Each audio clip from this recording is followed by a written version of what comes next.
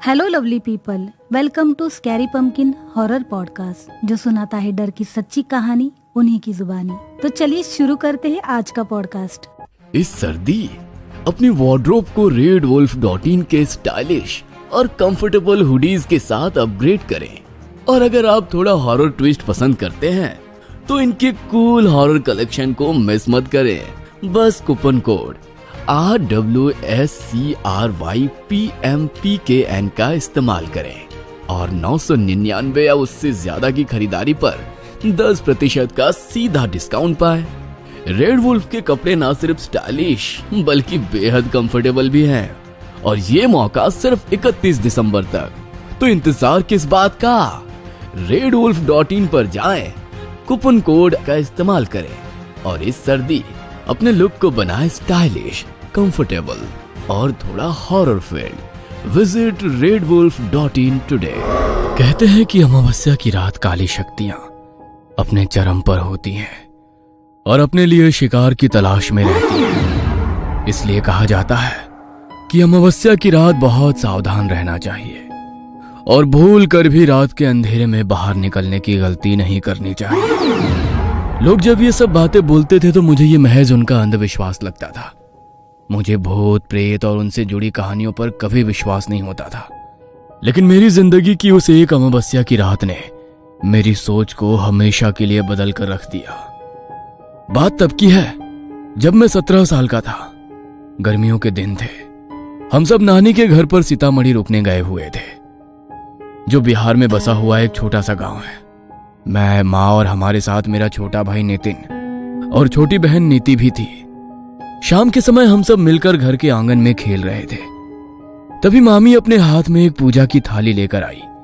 उन्होंने घर की चौखट के बाहर जाकर दीवार और दरवाजे पर हल्दी के कुछ टीके लगाए और अपने हाथ पर हल्दी लगाकर दीवार पर उसकी छाप लगा दी। मुझे कुछ समझ नहीं आया तो मैंने मामी से पूछा, अरे मामी, ये आप क्या कर रही हो? घर के बाहर ये हल्दी के टीके क्यों लगा रही हो? तभी नानी अपनी लाठी के सहारे चलती हुई आंगन में आई। बेटा, आज रात अमावस की रात है। गांव में आज की रात काली शक्तियां भटकती रहती हैं, इसीलिए घर की सुरक्षा के लिए सब गांव वाले अपने घर के बाहर ये हल्दी के टीके लगाते हैं ताकि किसी भी काली शक्ति का साया घर पर ना पड़े। क्या नानी, आप भी? दुनिया कहां से कहां पहुंच गई है और आप अभी भी इन मनगढ़ंत बातों पर विश्वास करते हो? शहरों में तो कोई ऐसा कुछ नहीं करता, लेकिन फिर भी वहाँ ऐसा कुछ नहीं होता। लेकिन ये गांव है बेटा, यहाँ पर ये सब चीजें बहुत आम है। चलो अब तुम अंदर जाओ और सुबह होने तक अब कोई भी घर के बाहर नहीं निकलेगा। मुझे उस समय उन सब की बातें मंदगढ़ंत लग रही थी, लेकिन मैं बड़े लोगों से बहस भी क्या करता, इसलिए चुपचाप अंदर कमरे में चला गया। मामा जी भी उस दिन सूरज ढलते ही घर आ गए। गली के बच्चे जहाँ रात तक गली में खेलते रहते थे, आज शाम के 7 बजे ही वो गली भी एकदम सुनसान हो गई। गांव के लोग भी ना कितने डरपोक होते हैं। अमावस्या की रात की फालतू अफवाहों से सब अपने घरों में छिपकर बैठ गए। नहीं समीर भैया, ये सब अफवाहें नहीं हैं। गांव के बहुत से लोगों ने अमावस की रात को चुड़ैल, प्रेतों और डायनों को गांव में भटकते हुए देखा है। और हमारे घर के सामने वो जो पीपल का पेड़ है, सतीश काका ने तो पिछले साल अमावस की रात को उस पेड़ पर चुड़ैल को देख लिया था। उसके बाद उनकी जो हालत खराब हुई, पूरे 1 महीने में जाकर अपने बिस्तर से उठ पाए थे। अच्छा, तब तो अब मैं भी उस चुड़ैल को देखूंगा। मैं भी तो देखूं वो चुड़ैल तुम्हारे गांव वालों को ही दिखाई देती है या मुझे भी दिखेगी। आज रात में छत पर सोऊंगा और देखूंगा कि मुझे कोई चुड़ैल दिखती है या नहीं। वीर मेरे मामा जी का बेटा था। उसने मुझे समझाने की बहुत कोशिश की, लेकिन मुझे तो बस सबको झूठा साबित करना था। इसलिए मैंने छत पर सोने की जिद बांध ली। देखो भैया, मैं नहीं चाहता कि आपको कुछ हो। अगर आप मेरी बात नहीं मानोगे तो मैं सबको बता दूंगा, फिर कोई आपको छत पर नहीं जाने देगा। वीर की इस बात से मैं समझ गया कि अगर इसके सामने मैं छत पर गया तो कोई मुझे छत पर जाने नहीं देगा। अच्छा ठीक है, नहीं जाऊंगा मैं छत पर, तू निश्चिंत रह। मैंने वीर को ऐसा विश्वास दिलाया और उसके साथ कमरे में जाकर सोने की एक्टिंग करने लगा। उसी कमरे में हमारे साथ मेरा छोटा भाई नितिन भी सोया हुआ था। थोड़ी देर बाद वो दोनों बातें करते करते गहरी नींद में सो गए। मैंने अपना फोन लिया और चुपके से दबे पांव सीढ़ियों से होता हुआ एक चटाई लेकर छत पर चला गया। मैंने छत पर चटाई बिछाई और उस पर लेट गया। मेरा चेहरा गली की तरफ था।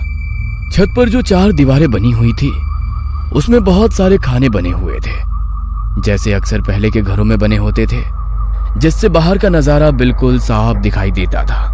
रात अमावस्या की थी तो चांद की कोई रोशनी नहीं थी, लेकिन घर के सामने जो पीपल का पेड़ था उसके नीचे बहुत सारे दिए जले हुए थे, जिन्हें गली मोहल्ले के लोगों ने ही जलाया था।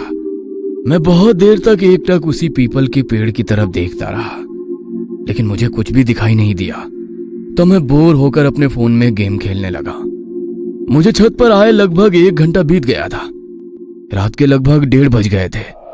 मुझे हल्की हल्की ठंड लगनी शुरू हुई तो मैंने सोचा कि नीचे चला जाता हूं। मैं चटाई से उठने ही वाला था कि तभी मुझे लगा कि मेरे पीछे से अभी अभी कोई चल कर गया है। मुझे लगा कि शायद नीचे किसी को मेरे छत पर होने का पता चल गया है और शायद मामा जी मुझे बुलाने के लिए छत पर आए हैं। मैं पीछे मुड़ा, लेकिन देखा कि छत पर तो कोई है ही नहीं। तभी मुझे फिर से लगा कि इस बार फिर से कोई तेजी से चलता हुआ मेरे पीछे से गुजरा है। मैं जैसे ही पीछे मुड़ा तो मुझे लगा कि अभी यहां पर कोई था जो अचानक से कहीं गायब हो गया। मैं हक्का बक्का डर गया। मेरे दिल की धड़कन भी तेज हो गई थी। एक बार तो मैंने सोचा कि मैं नीचे चला जाऊं। मेरी वहां से हिलने की भी हिम्मत नहीं हो रही थी, लेकिन फिर भी मैं हिम्मत करते हुए उठने के लिए मुड़ा। तभी मेरी नजर सामने की सीढ़ियों पर पड़ी। अंधेरे में कुछ साफ दिखाई तो नहीं दिया, लेकिन मैं जानता हूं कि वहां पर कोई खड़ा था। वो कोई परिवार वाला नहीं था। अपने चेहरे पर हाथ रखकर वो अपनी हंसी दबाने की कोशिश कर रहा था, लेकिन उसकी हंसी की एक भयानक आवाज धीमी धीमी मेरे कानों में पड़ रही थी। उसे देखकर मेरे रोंगटे खड़े हो गए। मैं इस हद तक डर चुका था कि मुझे ऐसा लग रहा था जैसे मेरी मौत आज मेरे सामने खड़ी है। मैंने डर के मारे अपनी आंखें बंद कर ली और धीरे धीरे मेरे कानों में पड़ रही वो हंसी की आवाज भी शांत हो गई। मुझे लगा कि वो मेरा वहम था, इसलिए मैंने हिम्मत करते हुए अपनी आंखें खोली तो एक बेहद भयानक आदमी जिसका चेहरा बहुत ज्यादा डरावना था और उसके शरीर पर सिर्फ एक फटा हुआ कपड़ा लिपटा हुआ था। वो ऐसा लग रहा था मानो किसी ने कब्र से खोदकर किसी के मुर्दे को बाहर निकाला हो। वो बहुत तेजी से मेरी तरफ हवा की गति से दौड़ता हुआ आया और मेरे शरीर से आर पार हो गया। डर के मारे जो मेरा हाल था वो मैं बयां भी नहीं कर सकता।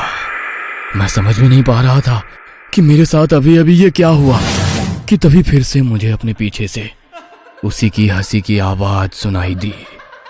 मैं इतना डर चुका था कि अब फिर से पीछे की तरफ भी देखने की हिम्मत नहीं हो रही थी कि तभी वो आवाज धीरे धीरे तेज होने लगी, मानो वो बढ़ता हुआ मेरी तरफ ही आ रहा था।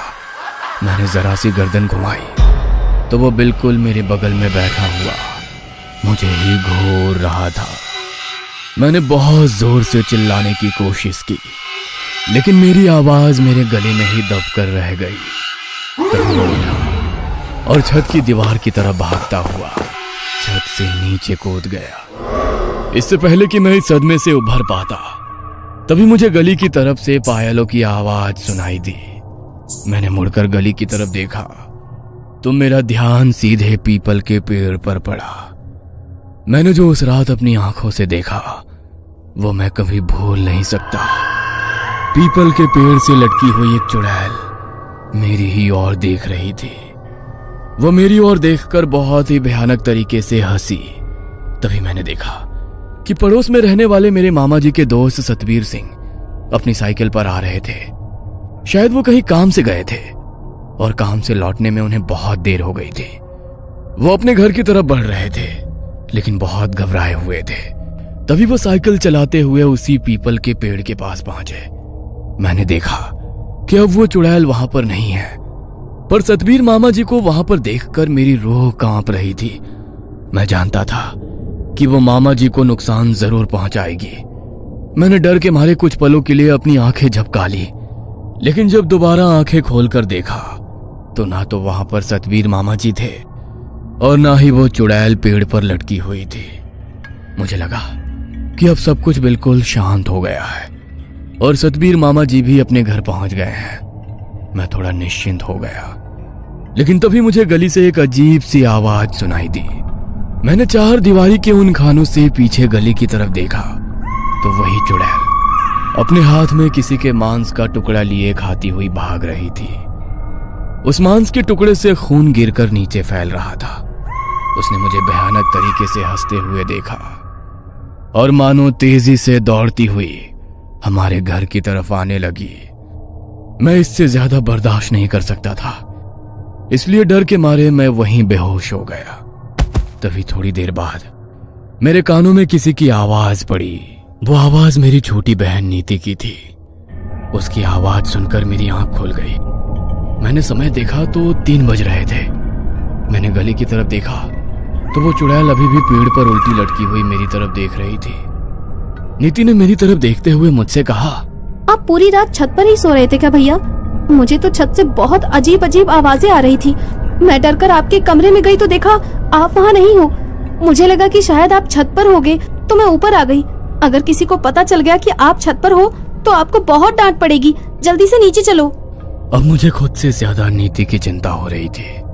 मैं अपने लिए तो नीचे जाने की हिम्मत नहीं जुटा पा रहा था, लेकिन नीति को देखकर मेरे अंदर हिम्मत आ गई। मैंने उसका हाथ पकड़ा और उसे लेकर सीधा नीचे चला गया। नीचे जाकर देखा तो नानी जी अपने कमरे में भगवान के सामने जोत जलाकर पाठ कर रही थी। इसी बीच मेरा ध्यान गया कि नीति वहां नहीं है।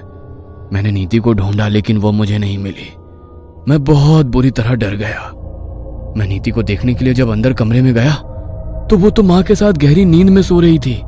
तो जो मुझे ऊपर बुलाने आई वो कौन थी? इससे पहले कि मैं कुछ और सोच समझ पाता, नानी माँ आई और मेरे माथे पर तिलक लगा दिया और बड़े ही चिंता भरे भाव से उन्होंने कहा, आज कुछ तो अनहोनी हुई है, वरना इतनी रात गए मेरा मन इतना बेचैन नहीं होता। ये समय पूजा पाठ करने का नहीं है।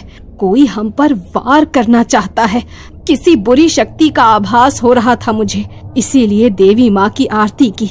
लेकिन तू इस समय यहाँ पर क्या कर रहा है? जाकर अपने कमरे में सो जा।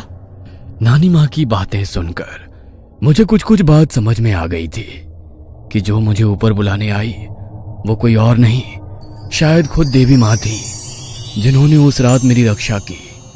मैं सीधे नानी माँ के कमरे में गया और देवी माँ के सामने जल रही ज्योति के सामने अपना सर झुकाया। मेरी आंखों से आंसू बह रहे थे। आज शायद मेरी जिंदगी की आखिरी रात थी, लेकिन भगवान ने मुझे बचा लिया। मैं बहुत डरा हुआ था। मैं सीधे अपने कमरे में गया और अपने छोटे भाई नितिन से लिपट कर सो गया। अगले दिन सुबह जब मेरी आंख खुली तो पड़ोस से लोगों के रोने की आवाज आ रही थी। तब मुझे पता चला कि कल रात सतबीर मामा जी चल बसे और उनका पार्थिव शरीर उसी पीपल के पेड़ से लटका हुआ मिला। यह सुनकर मेरे रोंगटे खड़े हो गए और मुझे पूरा यकीन हो गया कि कल रात मैंने जो देखा वो कोई मेरा भ्रम नहीं था। उस रात के बाद मुझे यकीन हो गया कि भूत प्रेत सच में होते हैं और इन शक्तियों पर संदेह करने की गलती हमें कभी भी नहीं करनी चाहिए। मैं उस रात के बाद फिर कभी अमावस्या के समय अपने नाना जी के गांव नहीं गया, लेकिन अभी भी जब भी कभी मैं वहां पर जाता हूं तो वही अमावस्या की रात मेरी आंखों के सामने घूमने लगती है। आज भी गांव में अमावस्या की रात को काली शक्तियां भटकती हैं और जो उनकी चपेट में आ जाता है वो उन्हें हमेशा के लिए अपने साथ ही लेकर चली जाती हैं।